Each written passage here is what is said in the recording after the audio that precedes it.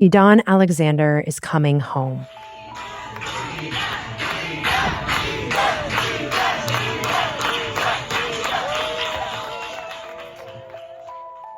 This is a crowd in Tel Aviv today chanting his name. They were celebrating after Alexander, the last remaining U.S. hostage in Gaza, was released by Hamas and was on his way back to his family. Alexander was taken on October 7th, 2023. The U.S. negotiated with Hamas for his release, bypassing Israeli officials. Alexander's grandmother, Varda Ben Baruch, spoke with the Post about what it means to have her grandson back after his 19 months in captivity.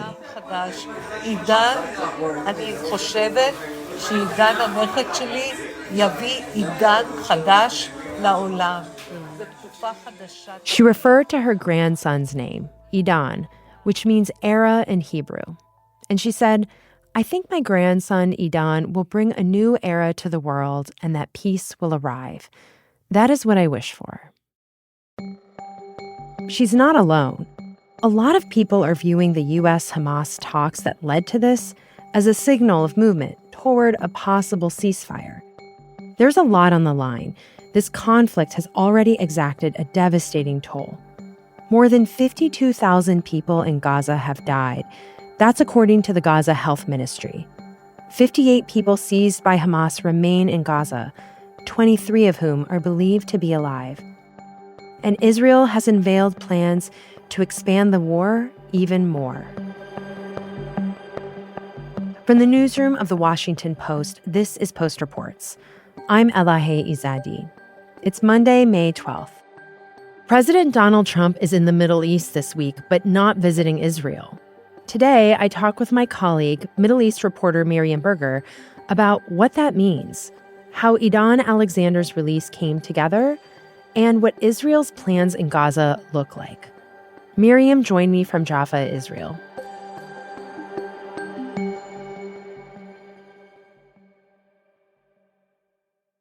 So, Miriam, thanks so much for making time to speak with me today. Thank you for having me. So, Miriam, let's first start with this news of the latest American hostage getting released by Hamas after talks with the U.S. Can you tell me a little bit more about that?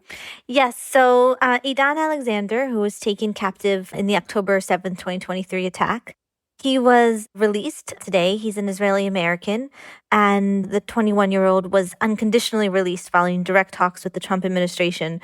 In past prisoner exchanges, you've had Israeli hostages exchanged for Palestinians detained by Israel and held in Israeli prisons.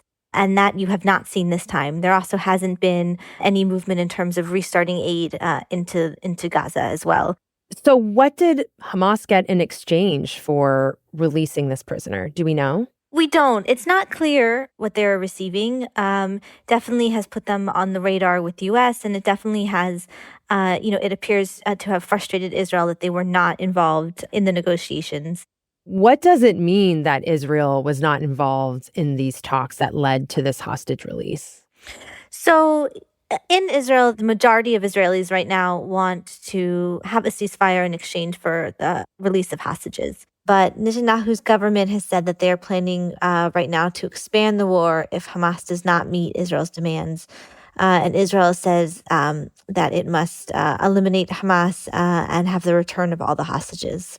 So you have this sort of, right now in Israel, everyone is very happy to have Idan Alexander return. And there's a lot of euphoria around that. There's also a lot of sorrow around those who have not been returned yet.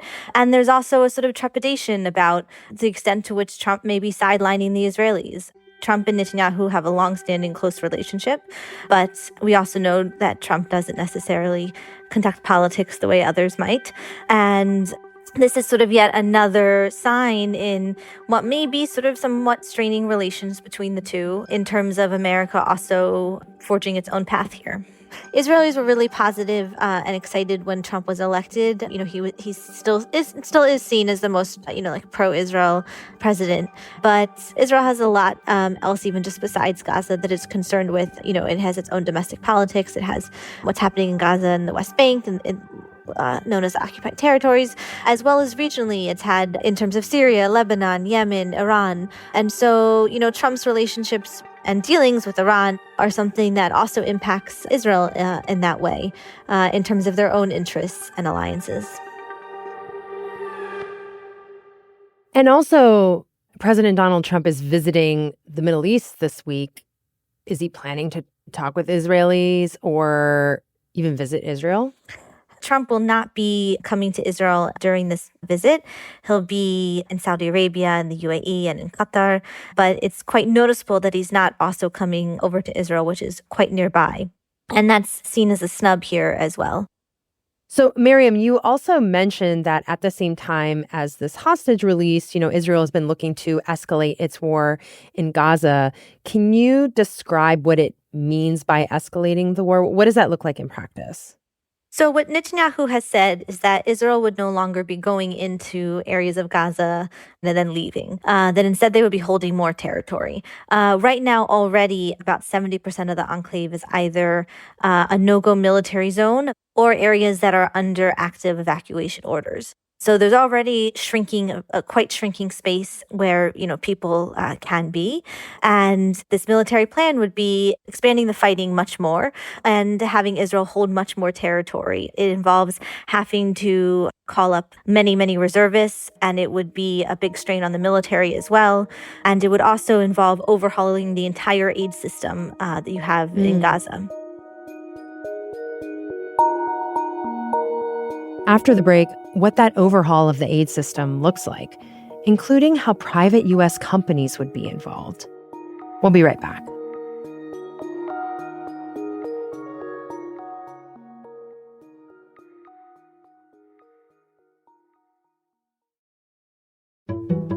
My name is Cleve Wootson. I'm a White House reporter for The Washington Post. In addition to generally breaking news about whatever the president and the administration are doing, I also write about the impact of policies and politics across the country. I think a lot of Washington reporting is based on the most powerful people, but the impacts of all of that stuff happens to people that grew up very similar to the way that I grew up. We grew up lower middle class. A lot of our lives, whether it be free lunch or public housing or whatever, was impacted by decisions that are made in Washington. So if people just have more insight into how all of this stuff is working, it's a good day for me. Subscribers support this work and the people behind it. Learn more at washingtonpost.com/subscribe. I'm Cleve Wootson, and I'm one of the people behind the Post.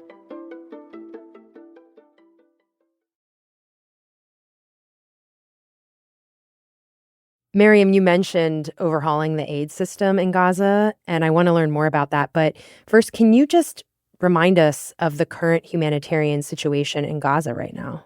So in mid-January, Israel and Hamas agreed to a ceasefire. It was a 3-phase ceasefire, and the first phase expired after March 1st, at which point Israel then didn't allow any aid in. And then by mid-March, Israel shattered the ceasefire and fighting resumed. Since early March, there's been no aid or any food, fuel, anything that's gotten into the enclave. Now, there was a surge in aid during this ceasefire, but that quickly ran dry. And so the situation right now is really horrific. There's just mass hunger right now. Medical supplies are in extremely short supply. Fuel, which you need to, so many different elements of daily life rely on fuel, is out.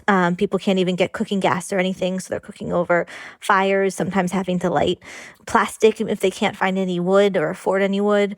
There's a new report today out by the Integrated Food Security Phase classification known as IPC, and they say that nearly 1 million Palestinians are facing possible starvation and living in catastrophic levels of hunger, and that about 1 million others can barely get enough food. Israel disputes this report and says that there is enough food and that there is no hunger. We've spoken, for weeks now, for months, with Gazans who have been struggling to get enough food, people who only eat once a day after waiting in line for a long time for food from a community kitchen, which is the only thing sort of left for them to rely on, or are, rationing what they have remaining that they stored up during the ceasefire. So the situation right now is just the UN has said is it's the worst that it's been during this whole 19-month war. Hmm. So how would what Israel is proposing to do with aid, how would that change the aid situation on the ground? What exactly is Israel proposing? So until now, aid has been distributed by the UN, its various agencies, by other NGOs. Israel wants to take control of the whole distribution of aid. And so effectively it would create these hubs where a vetted group of people could come and receive a large, aid for 1 or 2 weeks kind of thing. And this involves having to also likely pass through facial recognition. You have private security contractors, US ones, who would be providing the security. It's unclear. So many elements of this plan are unclear. It's unclear about the funding. It's unclear about the actual practicalities of any of this happening, the safety. Also, if this would actually provide enough aid for people. Right now, the needs are so immense. And the model that's sort of being presented right now to different aid organizations as Israel tries to get people on board is really, really, they say, insufficient. And it also leads to these larger questions about the role of humanitarian aid. And, it's not supposed to be aid that's conditioned on moving to an area or conditioned on who you are, but aid based on need. Why does Israel say that it needs to take this approach and escalate the war right now and institute this new way of distributing aid? So Israel's accused Hamas of siphoning off aid, which aid agencies reject, and there hasn't been any evidence of widespread siphoning off of aid. Israel also says that there's, effectively no way to stop Hamas from regrouping. If they leave an area, if the IDF leaves an area, Hamas will regroup there. And so their approach has now been that they need to retake, huge parts of the enclave. And this is supported by key far-right figures in Netanyahu's government, who he also needs to maintain his ruling coalition. And is there any indication that those who are supportive of this want to permanently occupy parts of Gaza? Yes. I mean, part of this plan also involves what effectively would be forced displacement of Palestinians from their land. The Netanyahu government has been trying to find other countries who would take in Palestinians and trying to, basically also move everyone out. And there's real concerns over, what this might look like. And rights groups have said this violates international law in terms of forced displacement. This ties in with the plan that Trump had proposed about turning Gaza into a Riviera. But, there's ongoing efforts right now in terms of trying to, in the Netanyahu government, in terms of trying to find a way to also empty out Gaza. And this would leave, space for Israelis to move in. And that, that is quite popular amongst a subset of the population. I was down south yesterday by the border, and we were chatting with a reservist soldier who was on a sort of break from his base. And he was saying he would definitely move there. He said that, it was Israeli land and that they should move there and that the Palestinians should be kicked out. I'm wondering how, broadly speaking, Israelis feel about the escalation of the war. You mentioned that many reservists will have to be called up. I would imagine it would take even more resources for Israel to follow through on this plan. What do we know about how Israelis feel? So there is growing frustration with Netanyahu's approach. I mean, since even before the war, this country has been very polarized and divided, around Netanyahu and his supporters and his opponents. But we've had, lots of protests throughout these last 19 months in support of ending the war for Israelis in terms of getting the hostages back, and calls for Netanyahu to stand down. But right now we've seen a sort of resurgence once again of public opposition to having to fight a war that many people see as just part of Netanyahu trying to stay in power and maintain his own interests.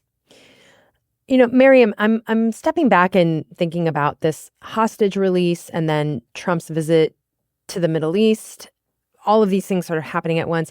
And I'm wondering this week, as you look at what's unfolding, where does all of this leave the direction of possible ceasefire talks? So once again, people are hopeful. The price of flour dropped a little in Gaza because people were really hoping that there might be aid starting to be let back in. There's, every time that sort of there's talk of movement, people there get quite optimistic and hopeful. So it looks like we have yet another possible opening and another round, but finding a long-term solution and end to this war continues to be the elusive and very important element in finding a plan for post-war Gaza. Israel has said that they will not allow Hamas in any way to remain.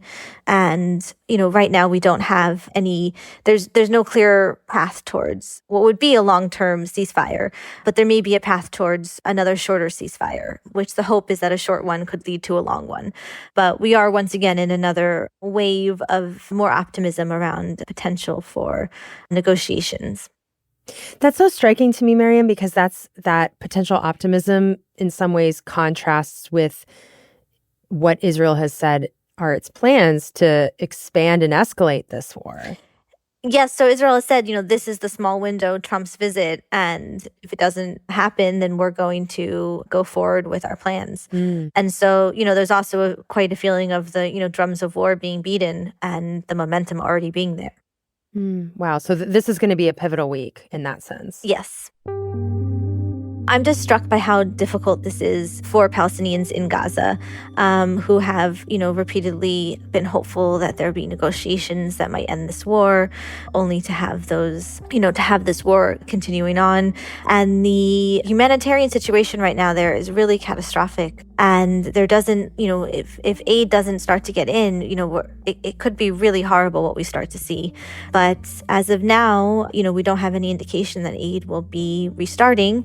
Trump has indicated that he wants to get people fed, but we'll, to be seen about these ceasefire negotiations and, some reprieve for people in Gaza.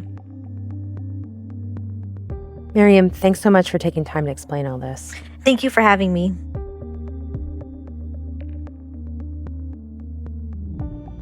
Miriam Berger covers the Middle East for The Post. That's it for Post Reports. Thanks for listening. If you love our show, help other people discover it by leaving a rating on Spotify or a rating and review on Apple Podcasts. Today's show was produced by Peter Bresnan with help from Alana Gordon. It was mixed by Sean Carter and edited by Ariel Plotnick with help from Rena Flores. Thanks to Alan Cypress, Aaron Cunningham, and Heidi Levine. I'm Elahe Izadi. We'll be back tomorrow with more stories from The Washington Post.